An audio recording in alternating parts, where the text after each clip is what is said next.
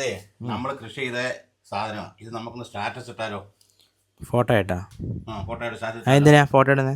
ഇത് 4 പേരെ കണ്ട് അത് അവർ കൃഷി ചെയ്യട്ടെ. അങ്ങനെയാണെങ്കിൽ വേറൊരു സാധനമുണ്ട്, അങ്ങനെ ചെയ്യാം.